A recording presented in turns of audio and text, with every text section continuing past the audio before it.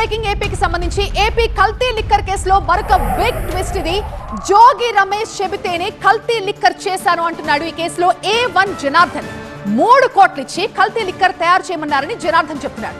ములకల చెరువు పేరు సూచించింది కూడా జోగి రమేష్ అంటున్నారు. ప్రభుత్వంపై బురద జల్లే కుట్రలో కల్తీకి ప్రోత్సహించారని A1 జనార్దన్ చెప్తున్నాడు. వాళ్లే తయారు చేయించి వాళ్లే రైడ్ చేయించారని జనార్దన్ అంటున్నాడు. తయారీదారులను టీడీపీ సస్పెండ్ చేయడంతో జోగి ప్లాన్ మార్చారని జనార్దన్ చెప్పాడు.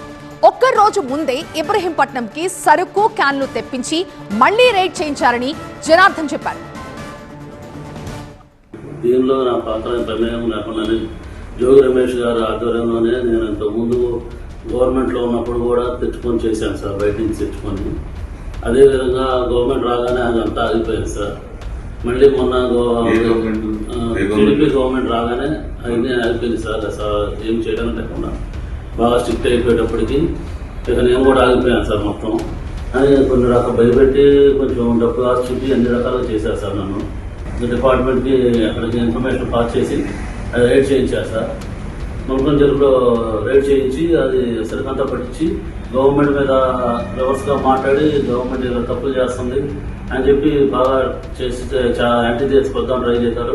ఉండే ఇల్లు కానీ ఉండే బార్ ప్రెమిసెస్ కానీ ఆక్షన్కి వచ్చే స్టేజ్కి వచ్చేసింది సార్.